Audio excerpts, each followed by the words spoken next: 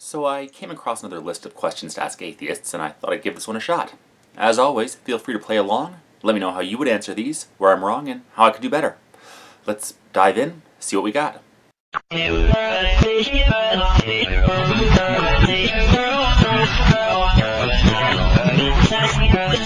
I don't have any evidence that life exists elsewhere in the universe, but I think it's possible that it developed somewhere else. The common argument that usually follows this question is, well, if you believe in aliens without proof, then why not God? The fact is that we have evidence that life can evolve somewhere, namely Earth. The old saying, extraordinary claims require extraordinary evidence,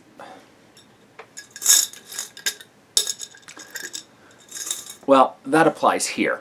We have evidence that life developed somewhere in the universe, so that's no longer an extraordinary claim. And with the vast hugeness of space, it's not out of the range of possibilities that it could develop somewhere else. There is, however, no evidence for any intelligent, omnipotent, eternal creator being that exists outside of the universe, so there is, so far, no reason to believe in one.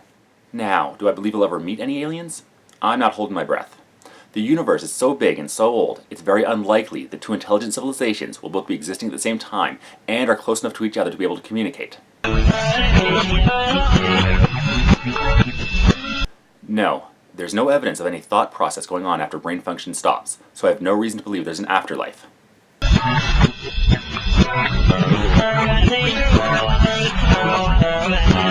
The accuracy of the Bible appears to be about as accurate as the Watchmen comics. Sure, there are some locations, people, and historical events that are listed in it that correspond to our reality, but that doesn't mean the narrative actually happened, or that we should accept the supernatural elements recorded in it. It's a historical fact that the Vietnam War happened, so it must therefore have been ended by a giant blue man vaporizing the Viet Cong.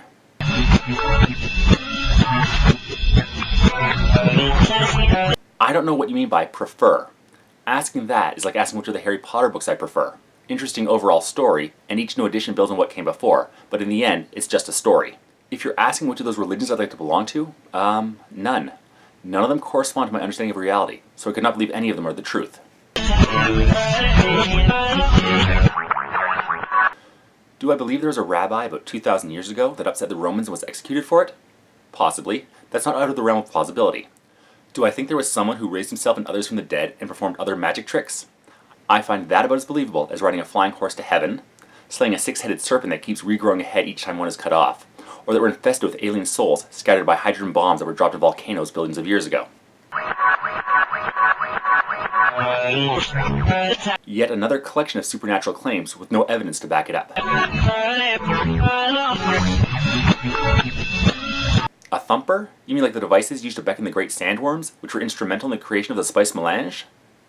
It's called a book, people. Come on, it's a classic.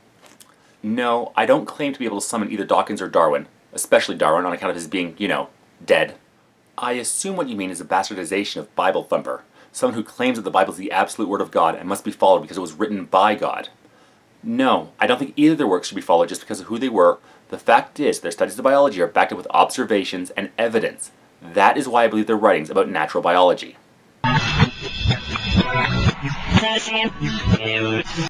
I don't like abortion. I think it's pretty rare that there's anybody out there that's happy abortions themselves are taking place. But the fact is that women should have the right to control their own bodies, and if they choose to terminate a pregnancy, they should have access to a clean and safe place to have it performed. If they don't want to carry a fetus, that should be their decision and nobody else's.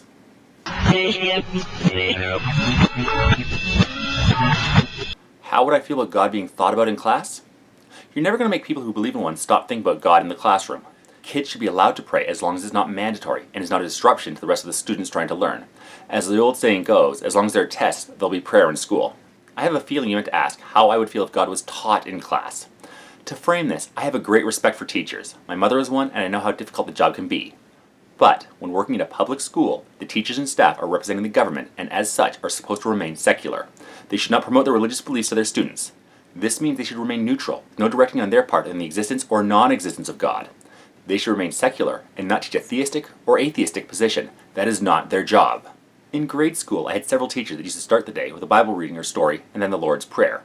This went on until I was in grade 7 and the school was no longer permitted to do so. Anyone who knows Ontario law should be able to use that to date me. I guess. I assumed that since this was being taught in school, that it must be the truth, and I felt uncomfortable when things were claimed that I knew didn't line up with how I understood the world.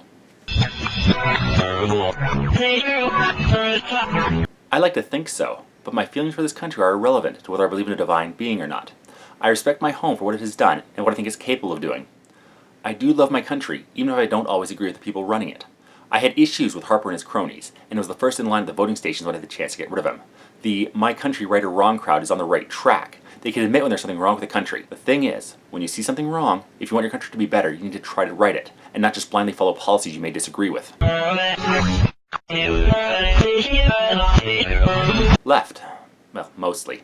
I shoot and I write left-handed, but I use scissors and I play guitar right. Yeah, I can't argue with that. I'm not sure what that has to do with the lack of religious affiliation, but as I was scanning through the comments, I noticed a larger percentage than expected of the responders were left-handed. I don't know what that means. If anyone has any ideas, please let me know.